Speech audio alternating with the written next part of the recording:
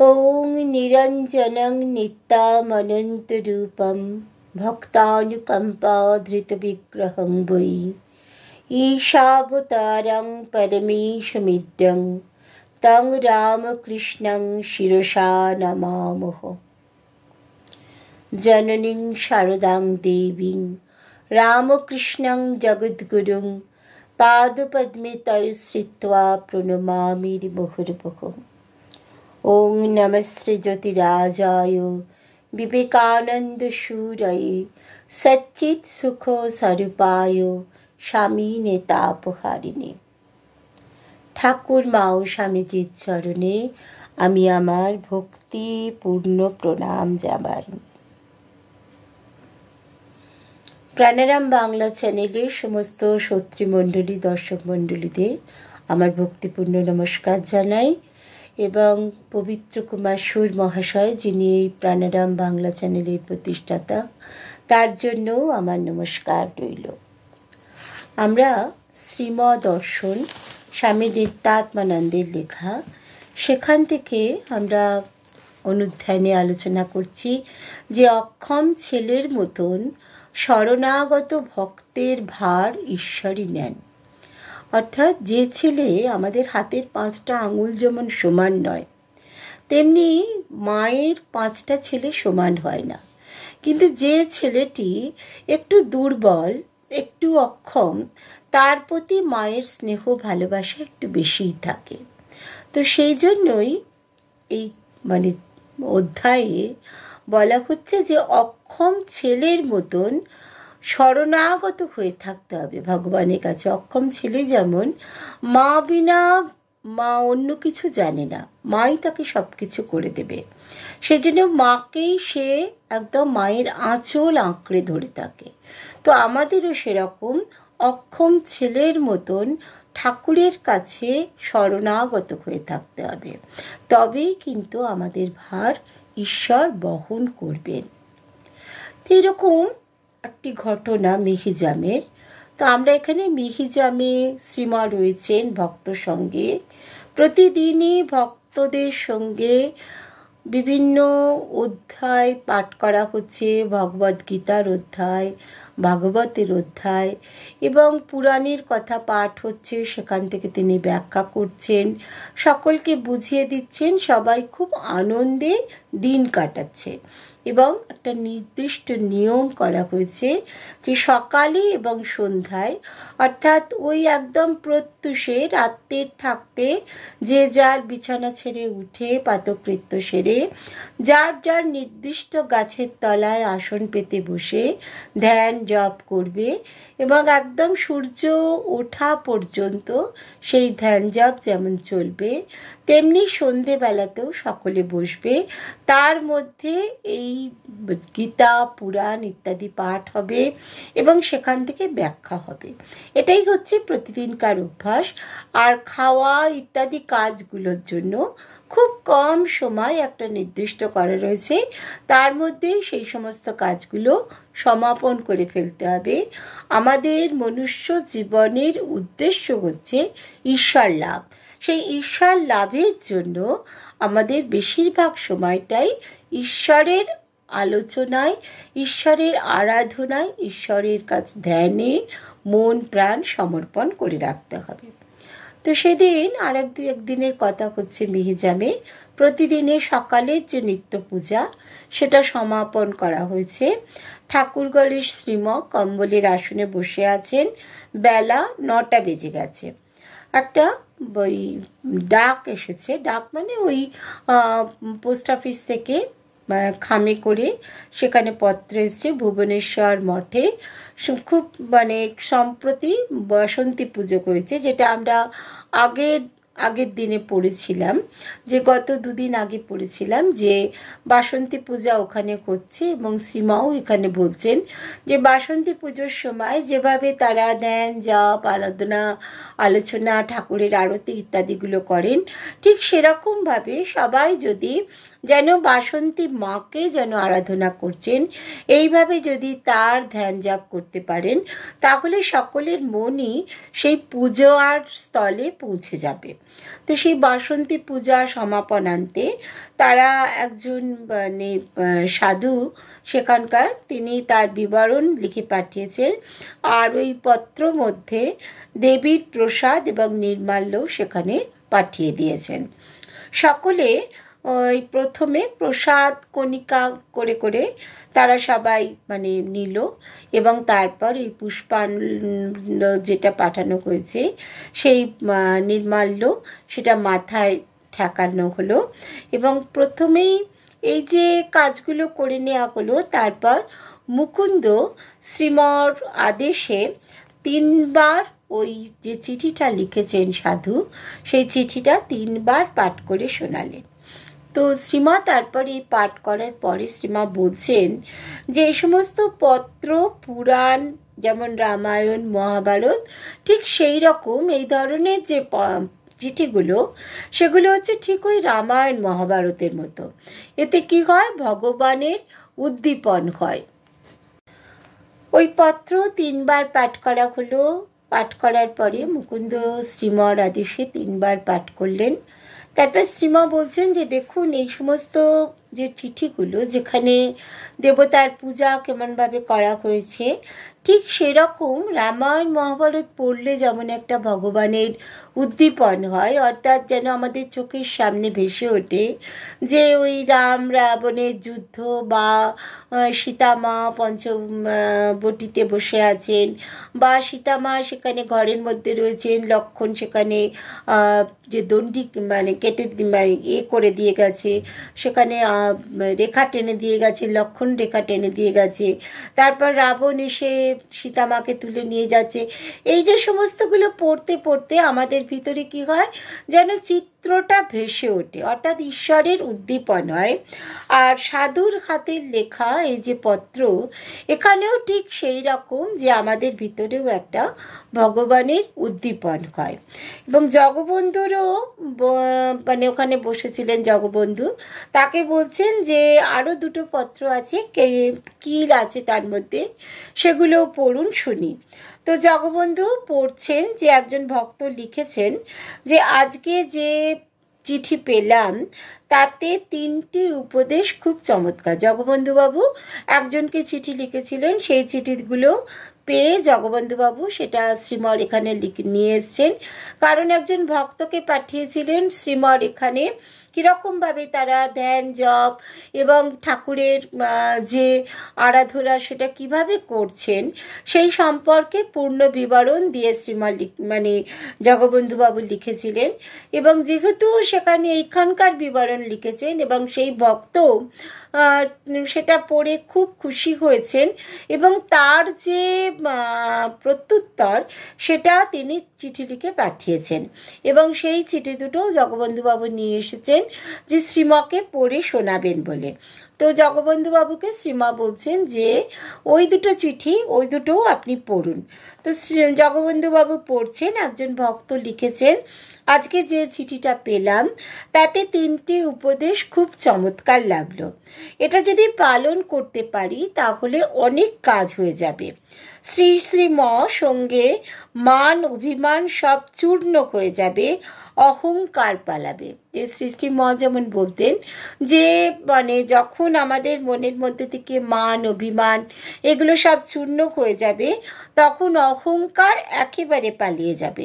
বলছেন এটা ওই ভক্ত বলেছেন যে শ্রী শ্রী যে এই কথাটা বলছেন আপনাদের, এটা অত্যন্ত অদ্ভুত দেখছি, এটা জগতে আর কোথাও আছে কি না এই সম্পর্কে আমার কোনো ধারণা নেই। আমি তো আমার জীবনে এমন কিছুই দেখিনি যেটা সম্পূর্ণ অহংকার শূন্য অবস্থা। বিদ্যা জ্ঞান ভক্তি বিবেক বৈরাগ্য সমস্ত কিছু লাভ করে একেবারে অহংকার শূন্য প্রশংসা ছিটে মাত্র প্রবেশ করেনি এই মূর্তি কেবলমাত্র আপনাদের ওইখানেই আছে। যে এত সুন্দর করে তিনি চিঠিটা লিখেছেন যে এই যে এত কিছু যে আপনারা ওখানে মানে শ্রীময়ের কাছ থেকে জ্ঞান লাভ করছেন, অর্থাৎ আমরা যে বিদ্যা জ্ঞান ভক্তি বিবেক বৈরাগ্য এগুলো সমস্ত লাভ করার পরেও আমাদের চিত্ত অহংকার শূন্য হবে, প্রশংসার ছিটে ফোটাও সেখানে থাকবে না, এটা আর কোথাও নেই। ওই শ্রী শ্রী ময়ের যে মূর্তি আপনাদের ওখানে উপদেশ বর্ষণ করছেন আপনাদের উপরে, ওইখানেই কেবলমাত্র আছে।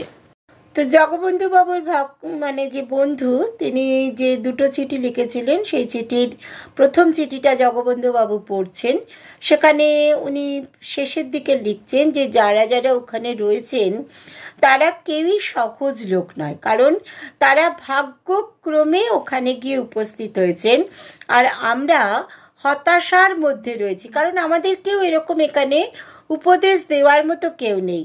আমরা এটাই আমাদের জীবনের সান্ত্বনা বা কনসোলেশন যাই বলো, যে আমাদের বন্ধুরা ওখানে রয়েছে এবং অমৃত সাগরের উপকূলে তারা বসে ওই অমৃত সাগরের যে স্বাদ তারা গ্রহণ করছে, এবং সেই স্বাদে তাদের কি হচ্ছে, নিজেদের মধ্যে স্পিরিচুয়াল ডেভেলপমেন্ট হচ্ছে, অর্থাৎ ধর্ম জীবনের বিকাশ হচ্ছে।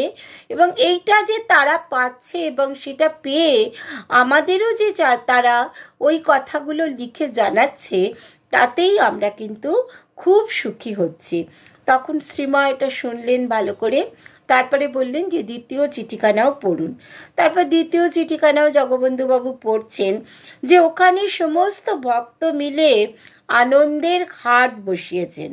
ক্রমে ক্রমে যে আমাদের সকলের ফাউন্টেন অফ পিস, যে শক্তি মানে শান্তি নির্ঝর, যেখানে একেবারে শান্তি রয়েছে, সেইখানে আপনারা পৌঁছে যাচ্ছেন। আমাদের বয়স হচ্ছে অবশ্য, যে বয়স হলেই কি হয়, সব কিছু সমাপন হয় না। বয়স হলেই যে ভক্তিভাব তার ঠিক ঠিক শোভা পাবে সেটা হয় না। বয়স হলে কেউ কেউ তার মধ্যে ভক্তিভাব খুব শোভা পায় বা ভক্তিভাব জেগে ওঠে, কিন্তু আবার কেউ কেউ দেখা যায় যে বয়স হয়েছে কিন্তু তাদের মধ্যে কোনো ভক্তিভাব নেই।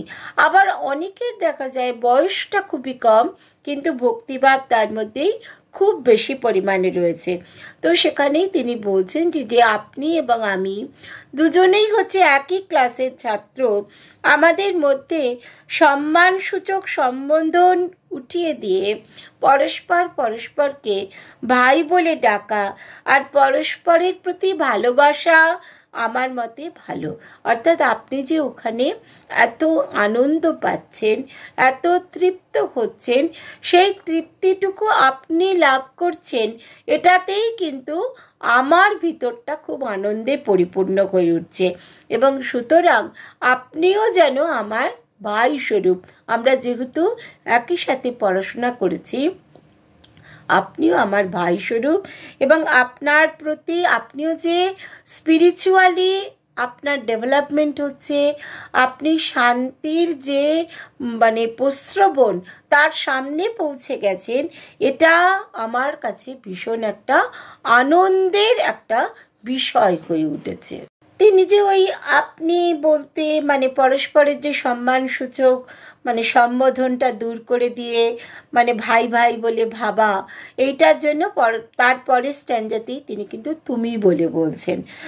এর আগের যে চিঠিতে তুমি যে সৃষ্টিময়ের যে সমস্ত উপদেশের কথা লিখেছ সেটা হচ্ছে অমূল্য ধন।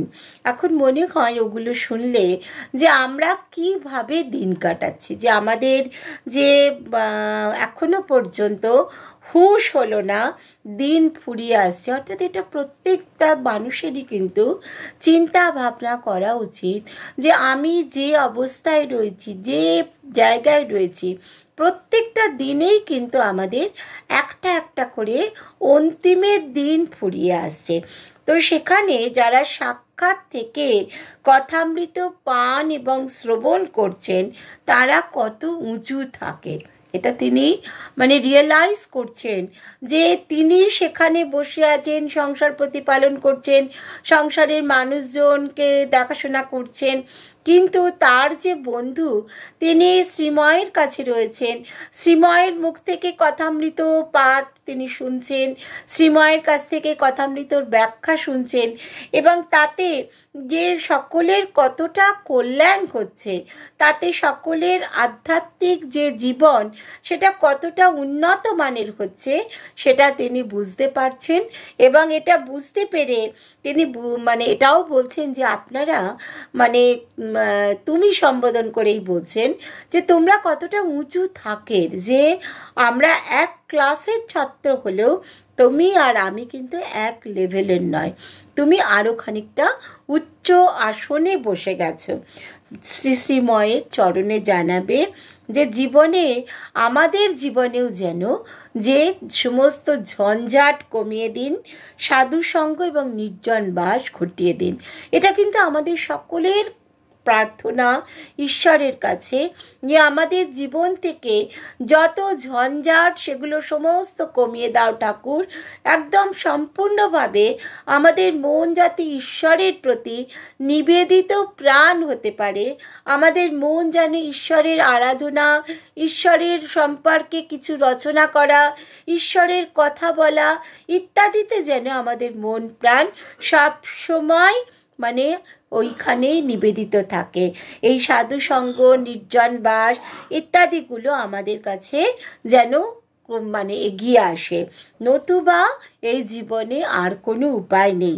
এই দুটো যদি না পেলাম তাহলে মনুষ্য জন্ম আমাদের বৃথা।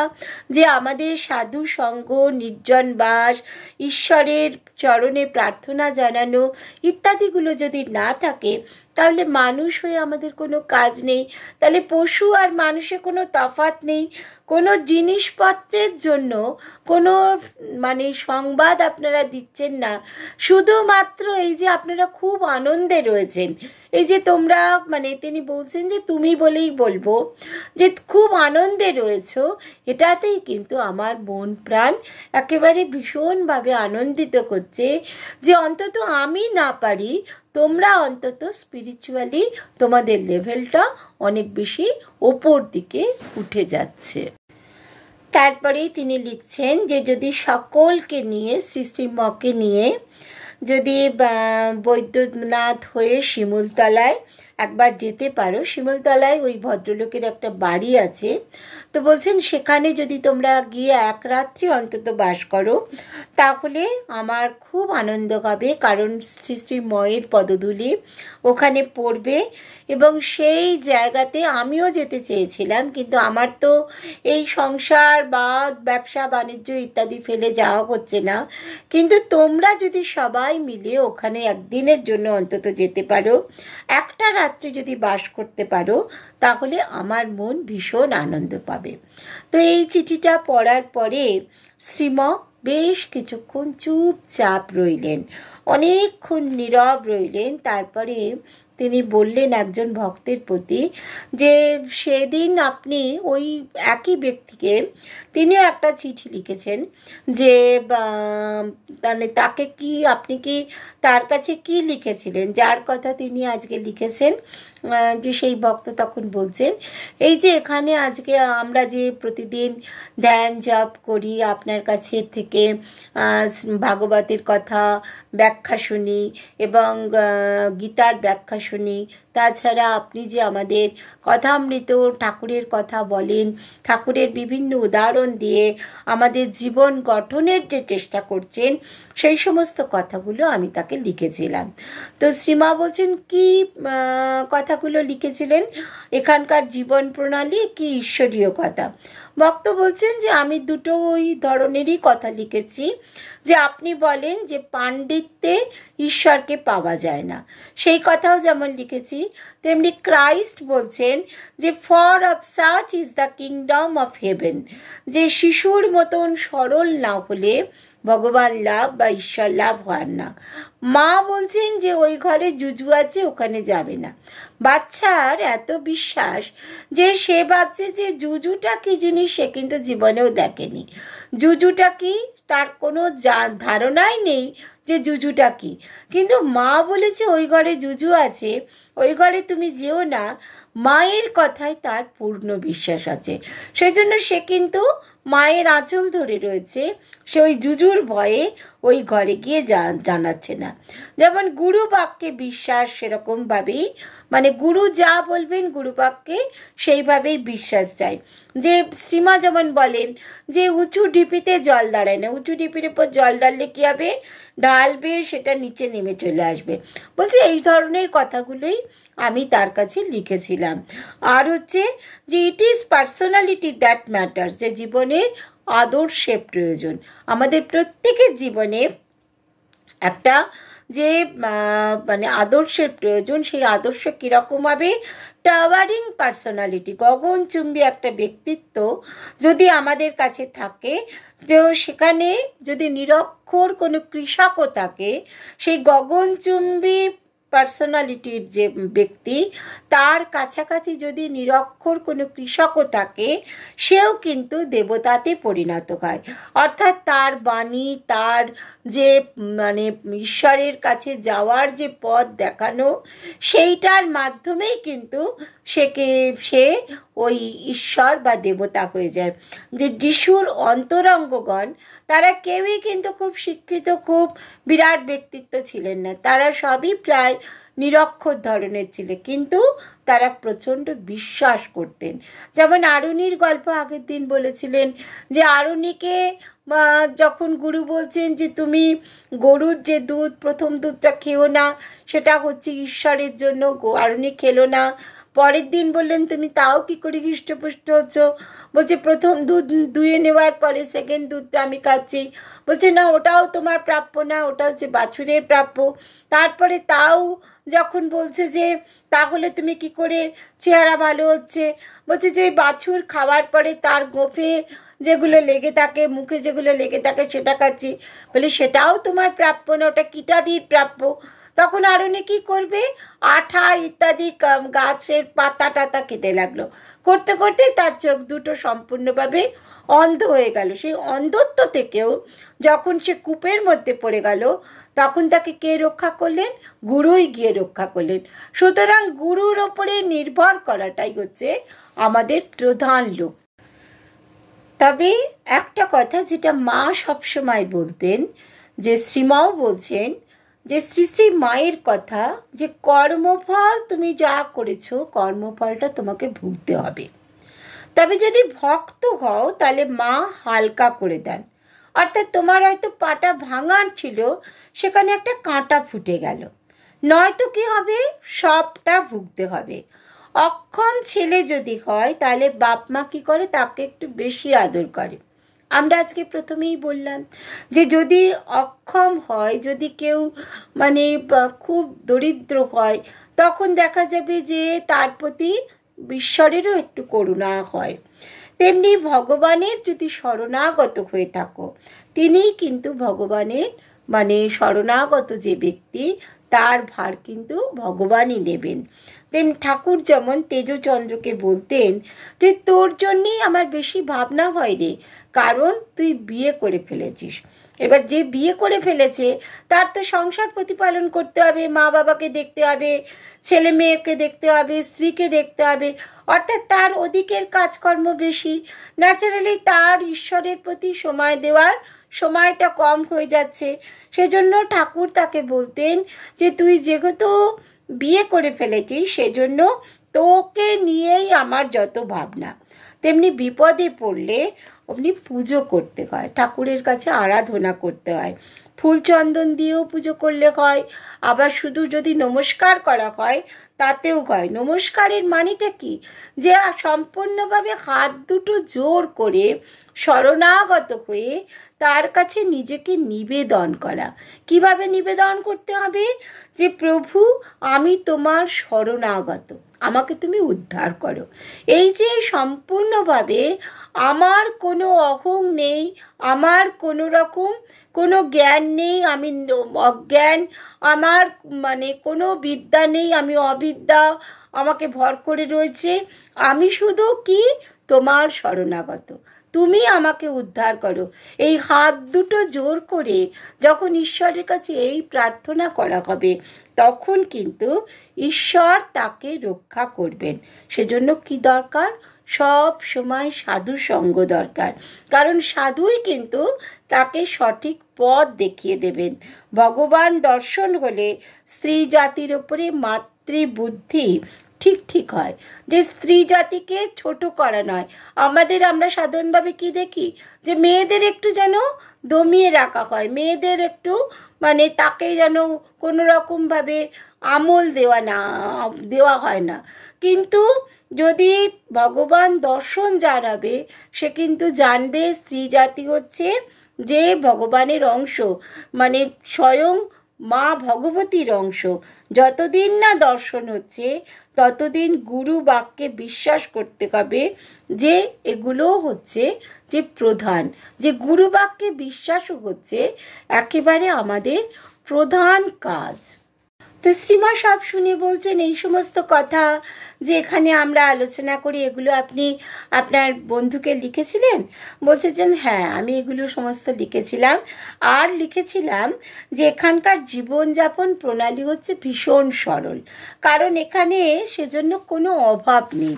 এই যে আপনি বারবার ওরা অনুরোধ করে পাঠায় যে কি পাঠাতে হবে, তোমাদের ওখানে কি পাঠাতে হবে বলো, কিন্তু আপনি বারবার আমাদের বারণ করেন বলে আমরা সেগুলো কিছু লিখি না। তার জন্য এখানে আমাদের যে ওই একটা ডাল ভাত অল্প ঘি, এটা দিয়েই আমাদের যে ক্ষুণ্ণিবৃত্তি হয়ে যায়, এবং এটাই হচ্ছে আমাদের ওই খুব কম সময়ও লাগে এটা রান্না করতে, এবং খাওয়াও হয়ে যায় খুব কম সময়ে। আর দিবানিশি আমাদের কি ঈশ্বরীয় ভাব, ধ্যান করা, ভজন করা, ঈশ্বরের কথা আলোচনা করা। এবং এই যে আমরা যেভাবে দিনটা কাটাই, রাত্রি থেকে সকালবেলা উঠে, যে ওই ভোরবেলায় উঠে 3টে সাড়ে 3টের সময় উঠে আমরা যে ধ্যান জাপ করতে বসি, আবার বিকেলবেলায় যে ধ্যান জাপ করতে বসি, দুপুরবেলায় আমরা যে পাঠ করি, ভগবানের কথা পাঠ করি, ভগবানকে নিয়ে আলোচনা করি, এবং যে নির্জন প্রান্তরে বসে আমরা যে যার আলাদা আলাদা বৃক্ষতলে বসে আমরা ধ্যান করি, এই সমস্ত কথাগুলোই আমি তাদের লিখেছিলাম। আর প্রত্যেক দিন আমাদের যে উপনিষদ পাঠ হচ্ছে, গীতা পাঠ হচ্ছে, তার সঙ্গে ভাগবত পাঠ হচ্ছে, এবং ধ্যানের যে সমস্ত বিষয়গুলো, সেগুলোও আপনি আমাদের দেখিয়ে দেন, এই সমস্তগুলোই আমি তাকে লিখেছিলাম। অর্থাৎ আপনি আমাদের যে plain living and high thinking, এই যে শিক্ষা আমাদের দিচ্ছেন, সরল জীবন, উন্নত মনন, সেই মূর্তি আমাদের মধ্যে যেন পরিগ্রহ করে আছে, এই কথাগুলোই আমি তাকে লিখেছিলাম। তো সেই কথাগুলো পড়ে তিনি এত বেশি ইমপ্রেসড হয়েছেন। তো শ্রীমা এটা শুনে খুব খুশি হলেন, বললেন আপনি এগুলো যেমন লিখেছেন তেমনি কেওড়জালির কথাও লিখবেন। কেওড়জালি কেওড়জালি, যেখানে ওই একদম আরণ্যক পরিবেশে, সেখানে হয়তো ওই ঝাড়খণ্ডের যেখানে ঝর্ণা রয়েছে, একদম নির্জন জায়গা, প্রাকৃতিক সৌন্দর্যে সেই জায়গাটা পরিপূর্ণ, সেই জায়গায় বসে ধ্যান করলে মানুষের মন খুব স্বাভাবিকভাবে যে একদম ঊর্ধ্বমুখী হয়ে যায়, যে সেই সমস্ত জায়গাগুলো যেন ধ্যান জপের জন্য আদর্শ। যেমন দেখবেন যে বৈদ্যনাথে গেলে, দেওঘরের কাছে গেলে, নির্জন প্রান্তরে বসে যদি ধ্যান সেখানে করা হয়, তাহলে মন খুব চট করে ধ্যানে বসে যায় এবং মন যেন ঊর্ধ্বমুখী হয়ে যায়। তো সেই সমস্ত জায়গায় ধ্যান জপ করা, এগুলো হচ্ছে আদর্শ। তো সেই সমস্ত কথা আমি ওদের কাছে লিখে পরবর্তীকালে জানাবো। শ্রীমা বলছেন হ্যাঁ, কেওড়জালির কথা কিন্তু অবশ্যই লিখবে। আর শ্রীমা মানুষের যে লেভেল, সেটাকে স্পিরিচুয়াল লেভেল, সেটাকে উন্নত করার জন্য এত আগ্রহী, বলছেন পরে লিখবো না, পরে লিখবো বলবেন না, এখনই এটাকে লিখুন, এখনই লিখে দিন। যারা ব্যাকুল হয়েছেন, যাদের মধ্যে ঈশ্বরের কথা জানার জন্য, ঈশ্বরের ভাব নিজেদের মধ্যে আনার জন্য এই যে ব্যাকুলতা রয়েছে, তাদের সঙ্গে সঙ্গে আহার দিতে হয়। এই আহার যদি সঙ্গে সঙ্গে দেওয়া যায়, আহার হচ্ছে কি এখানকার নির্জনতার কথা। এখানে এই যে আপনারা সকলে বসে ধ্যান জাপ করছেন, ঈশ্বরের কথা আলোচনা করছেন, এগুলো শুনে তার যে মনটা এখানের জন্য ব্যাকুল হচ্ছে, এই ব্যাকুলতাটা যত তাড়াতাড়ি আপনি তাকে আহার দেবেন তত বেশি ব্যাকুল হবে এবং তারপরে উদ্দীপনও তার তত বেশি হবে। সেজন্য খুব সুন্দর করে ডেসক্রিপশন দেবেন এবং এখানে এত সুন্দর করে ডেসক্রিপশন দেবেন যেন জীবন্ত মনে হয়।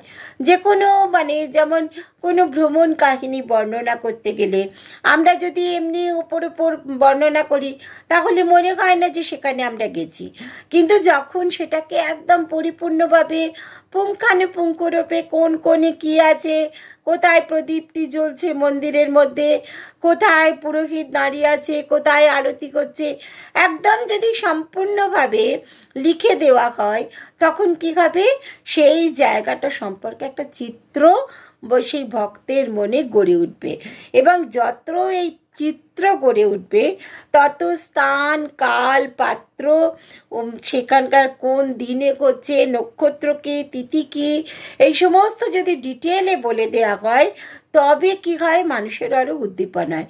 ধরুন আপনি বললেন একাদশীর দিনে আমি সেখানে ভাগবত পাঠ করছি, এবার একাদশীর দিনে ভাগবত পাঠ করছি এই কথাটা বললে কি হবে, তার মনেও মনে হবে যে সামনের যে একাদশী পড়বে সেই দিন আমিও ভাগবত পাঠ করব, তাহলে তার মনেও কিন্তু উদ্দীপন জাগবে। তিনিও ওই একাদশীর দিনে ভাগবত পাঠ করতে গিয়ে তখন তার মনেও হবে যে হ্যাঁ আজকে আমিও যেন ঠিক ওই মিহিজামেই উপস্থিত রয়েছি, সেখানেও এই সময় ভাগবত পাঠ হচ্ছে, আমিও এই সময় বসে ভাগবত পাঠ করছি। এইটা হলে কি হবে যে এটা যদি আপনি করতে পারেন তাহলে তার উদ্দীপন সঙ্গে সঙ্গে বৃদ্ধি পাবে। আর যদি না হয় তাহলে কি হবে, যদি ওই পরে দেব ইত্যাদি যদি করেন তাহলে সেটা বৈঠকি গল্প হয়ে যাবে, যে একাডেমিক ডিসকোর্স হয়ে যাবে। কে কে উপস্থিত, সেখানে পার্সোনালিটি কে কে রয়েছে, কারা কারা কোন কোন ব্যক্তি সেখানে উপস্থিত আছে, এবং যেভাবে আমরা কথামৃতেতে যখন শ্রীমা বর্ণনা করছেন আমাদের প্রত্যেকটি যে পরিচ্ছেদ সেগুলো মনে হয় কি যেন আমাদের চোখের সামনে ঠাকুর বসে আছেন, শ্রীমা রয়েছেন, আর কে কে এসেছেন তারা যেন সেখানে একটা কম্বল পাতা রয়েছে তার উপরে বসে আছে, অর্থাৎ পরিপূর্ণ চিত্রটা আমাদের মনের মধ্যে একদম ছাপ ফেলে বা পরিপূর্ণ চিত্রটা আমাদের মনের মধ্যে আঁকা হয়ে যায়। শ্রীমা বলছেন কথামৃত তো ঠিক যেভাবে বর্ণনা করা আছে ঠিক সেইভাবেই বর্ণনা করে আপনার বন্ধুকে আপনি চিঠি লিখুন। তো শ্রীমা বলছেন যে এক্ষুনি লিখে পাঠিয়ে দিন, এক্ষুনি লিখুন, তবে যা লিখবেন আমাদের একটু দেখিয়ে নেবেন, আমাদের একটু শুনিয়ে নেবেন, কারণ জানবেন যে যখন কাউকে কেউ যদি ব্যাকুল হয় ঈশ্বরের কথা জানার জন্য তাকে সঙ্গে সঙ্গে আহার দিতে হয়, তবে ব্যাকুলতাটা থাকে, তা নয়তো বিভিন্ন সাংসারিক কাজে আস্তে আস্তে ব্যাকুলতাটা পরে সেটা কমে যায়, এটা পরে একটা কথার কথা হয়ে দাঁড়িয়ে যায়। তো বলছেন যে কত সুন্দর করে তিনি লিখছেন, দেখুন যে তার কত আগ্রহ আপনারা কিভাবে দিন কাটাচ্ছেন সেই সম্পর্কে। তিনি নিজেও কিন্তু একজন সাধু লোক, তিনি নিজে সমস্ত কাজকর্মে জড়িয়ে আছেন, বেরোতে পারেন না, বয়স হয়েছে, অনেক খুব অনেক কাজ নিয়ে রয়েছেন, কিন্তু সেজন্য কি করেন যে বিভিন্ন বন্ধুদের তিনি তীর্থাদি করান, কাউকে নবদ্বীপে পাঠিয়ে দিচ্ছেন, কাউকে কাশিতে পাঠাচ্ছেন, কাউকে পুরীতে পাঠাচ্ছেন, সবাইকে কিন্তু ওই নিজে টাকা দিয়ে দিয়ে পাঠাচ্ছেন। আর ওই তারা কি দেখে এলো, কি শুনে এলো, কি ধরনের ঈশ্বরকে কিভাবে তারা আরাধনা করলো, সেই সমস্তগুলো তিনি পুঙ্খানুপুঙ্খ রূপে শোনেন। এতেই কিন্তু তার আসল যে ভগবানের যে নাম করা সেটা হয়ে যায়। আবার দেখুন এখানকার সবাইকে নিয়ে শিমুলতলার বাড়িতে যাওয়ার জন্য তিনি বারবার বলছেন আপনারা সকলে মিলে শিমুলতলার বাড়িতে যান, অর্থাৎ টাকার প্রতি তার কোনো মায়া নেই, সকলে মিলে তার টাকা নিয়ে বিভিন্ন জায়গায় তীর্থ করুন এবং সেই তীর্থ করে সেই তীর্থের বর্ণনা তার কাছে জানান। এবার এই যে কলকাতায় তিনি রয়েছেন কিন্তু তার মনটা কোথায় পড়ে আছে, কোথায় পুরীতে পড়ে আছে, যে বন্ধুকে পুরীতে পাঠিয়েছেন, যে বন্ধুকে নবদ্বীপে পাঠিয়েছেন, যে বন্ধুকে কাশিতে পাঠিয়েছেন, আবার আপনাকেও এখানে মিহিজামে পাঠিয়েছেন, সমস্ত জায়গায় তার মনটা কিন্তু পড়ে আছে। এবং এই যে বিভিন্ন জায়গায় পড়ে আছে বলে তার তিনি কিন্তু নিজে ভাবছেন আমি পারছি না, কিন্তু আমার বন্ধুরা তো ওই সৎসঙ্গ করছে, তারা আমাকে কিছু কিছু করে জানাচ্ছে, তাতেই আমার সৎসঙ্গ করা হয়ে যাচ্ছে। এই প্রসঙ্গে বলছেন যে ঠাকুর দুই বন্ধুর গল্প বলতেন যে মনই হচ্ছে সব। একজন গেল মানে ভাগবত কথা শুনতে, আর একজন গেল যে বেশ্যাবাড়িতে।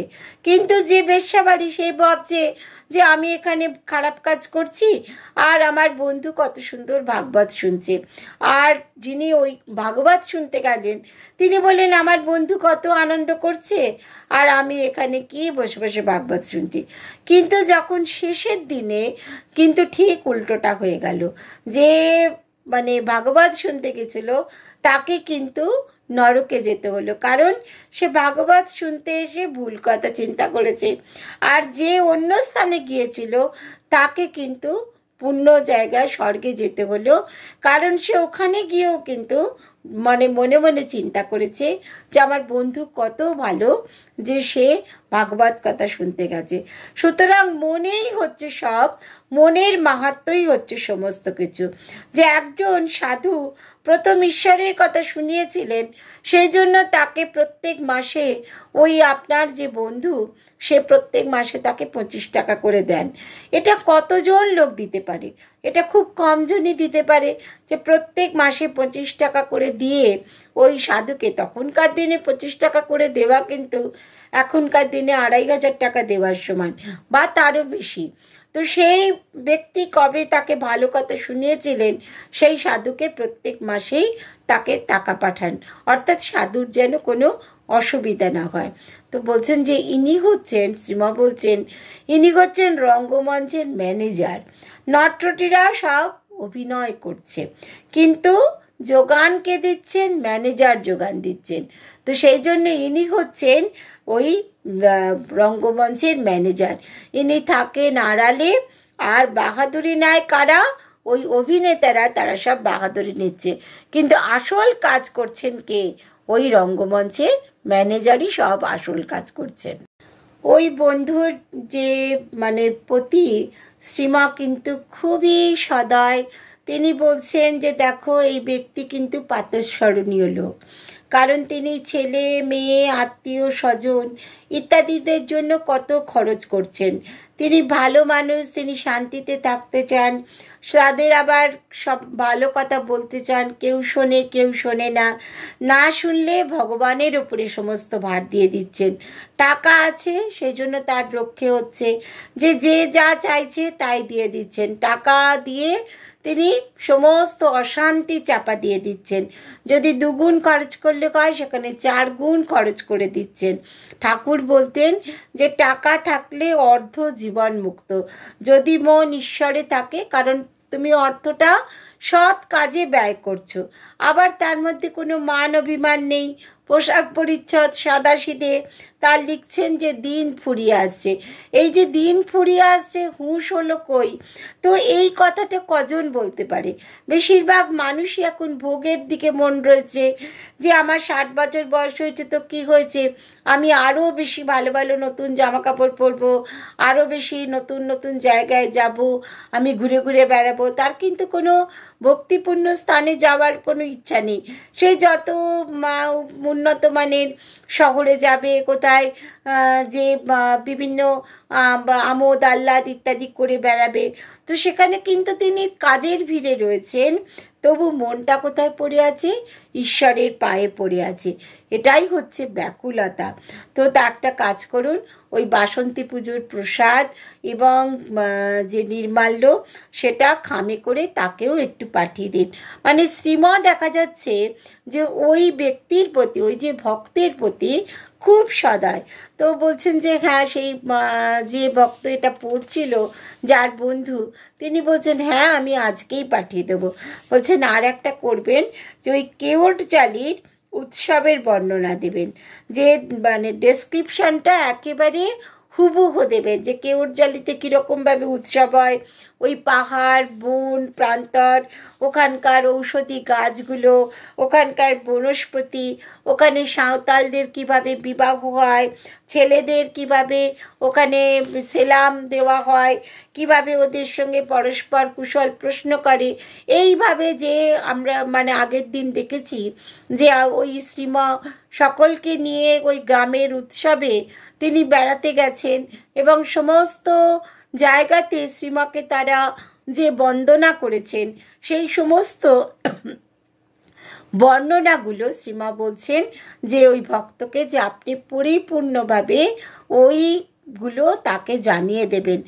আর আকাশে চাঁদ, মন্দ মন্দ সমীরণ, তালপুকুর, এই সমস্ত যে বর্ণনাগুলো যখন দেবেন এবং জয়রামবাটির যে দোচালা ঘরের কথা মনে পড়বে, কামারপুকুরের উদ্দীপন হবে, রামনবমী থেকে একাদশী পর্যন্ত এই যে 24 প্রহর ধরে কীর্তন হয়েছিল, তারপরে পূর্ণিমা পর্যন্ত এগুলো থাকবে, সেই সমস্ত বর্ণনা তাকে দেবেন।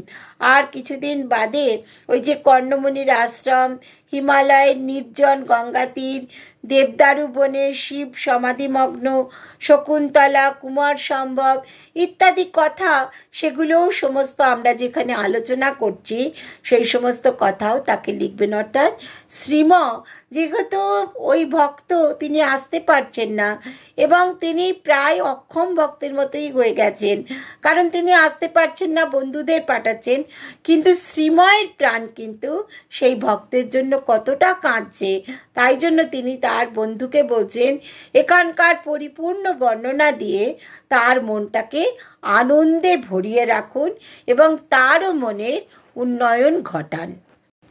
শ্রীমা আরও বলছেন যে সকলকেই বলছেন যে যখন বর্ণনা দেবেন কোনো জায়গায় তখন কিন্তু যেমনভাবে বর্ণনা দেবেন যাতে উদ্দীপন হয়। উদ্দীপন মানে কি, আমরা যেন চোখ বুঝলেই সেই জায়গাটা পরিপূর্ণভাবে চোখের সামনে দেখতে পাই, মানে কোথায় যে চিত্রটি সংগঠিত হচ্ছে সেই চিত্রটি যেন সজীব হয়ে ওঠে, যে ভাগবতের কি কি অংশ পাঠ হচ্ছে, কোথায় বসে হচ্ছে, তার চারদিকে কি কি গাছ রয়েছে, সেটা মানে ঠাকুরঘরে হচ্ছে না বাইরের জম্বুতলে হচ্ছে, সেই সমস্ত জায়গাগুলো বর্ণনা দেবেন।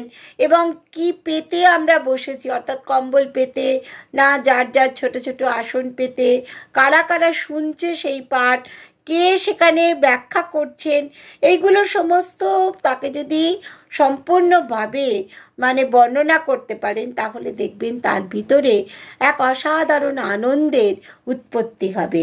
এবং রাজা রঘুগণকে জড়ভরত যখন উপদেশ দিচ্ছেন যে মহাপুরুষের চরণ রেণুতে যা হয়, অর্থাৎ ঈশ্বর দর্শন, দান, ব্রত, জপ তপে সেটা হয় না, অর্থাৎ মহাপুরুষ যদি আসেন তাকে যে প্রণাম করা হয় তাতে যা লাভ হয় সেই লাভ কিন্তু ঈশ্বর দর্শন, দান, ব্রত, জপ, তপ ইত্যাদি কোনোটাতেই হয় না। সুতরাং ওই বন্ধুকে এই সমস্ত বর্ণনাগুলো যখন আপনি দেবেন তখন তারও ভিতরটা উদ্দীপনায় ছেয়ে যাবে এবং তিনিও তখন চোখ বুজে চিন্তা করতে পারবেন যে কি অপূর্ব এক সমাবেশ এখানে আমাদের ঘটছে।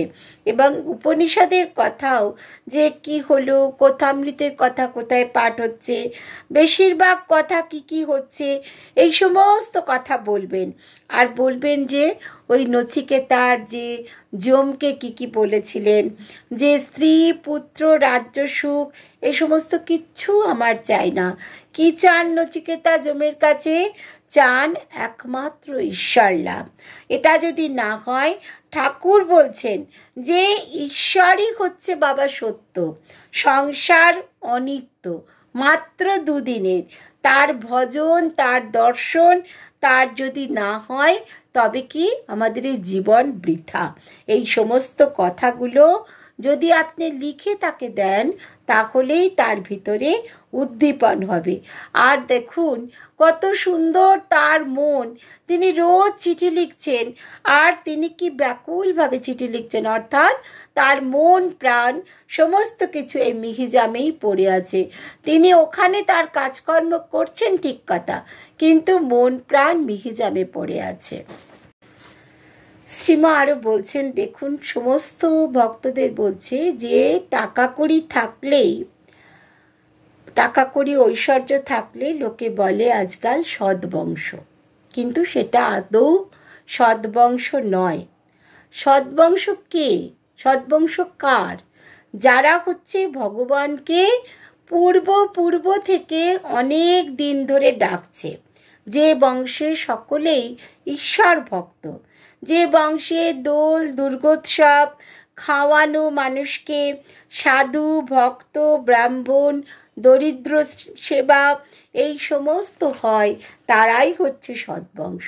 সুতরাং শ্রীম সমস্ত যাদের নিয়ে বসেছেন তাদের মন প্রাণ সমস্ত কিছু উন্নয়ন ঘটানোর জন্য তিনি প্রাণপণ চেষ্টা করছেন। এবং শুধু তাদের নয়, তাদের বন্ধুরা যারা তাদের পত্র লিখছেন, তাদেরও কিভাবে পত্র লিখলে পরে তাদের ভিতরে একটা উদ্দীপনা লাভ হবে, অর্থাৎ ঈশ্বরকে পাওয়ার বাসনা ব্যাকুলতা বৃদ্ধি পাবে এবং তাদেরও মন প্রাণ সমস্ত কিছু ঈশ্বরের চরণে নিবেদিত হবে। সেই জন্য তিনি সকলকে উপদেশ দিচ্ছেন যে যখন কোনো স্থানের বর্ণনা দেবেন তখন একেবারে পরিপূর্ণভাবে কথামৃতে ঠিক যেভাবে বর্ণনা দেওয়া হয়েছে ঠিক সেইভাবে বর্ণনা দেবেন, যাতে যখন কেউ শুনবে সেই চিঠিটা যখন কেউ পড়বে তখন যেন তিনি চোখ বুঝলেই সেই পরিপূর্ণ চিত্রটা দেখতে পায়।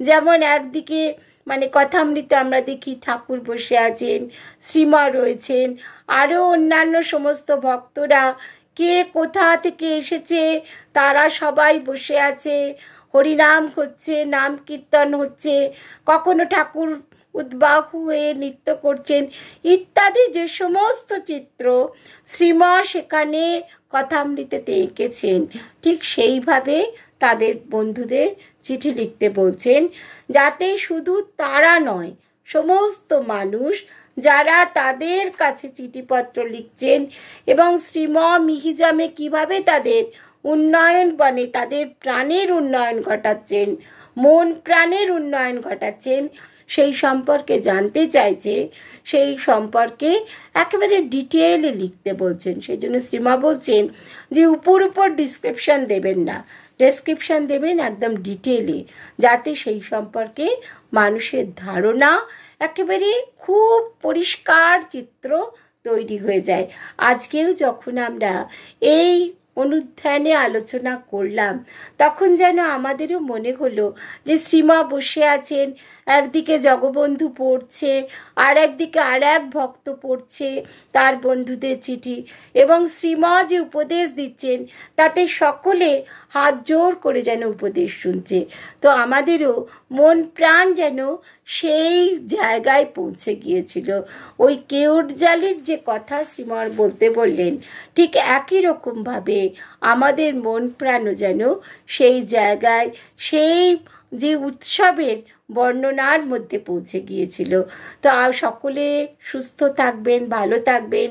ঠাকুর মা, স্বামীজি, শ্রীমা এরা সকলে আমাদের আশীর্বাদ করুন, যেন আমরাও ওই সিম্পল লিভিং হাই থিঙ্কিংয়ের মধ্যে থাকতে পারি এবং আমাদের মন প্রাণ ঈশ্বরের পায়ে সমর্পণ করতে পারি। কারণ যদি অক্ষম ছেলে হই, শরণাগত হই, তাহলেই কিন্তু ভগবান আমাদের হাত ধরে তাঁর কাছে নিয়ে যাবেন। তো সেই আশাতেই আমরা রইলাম।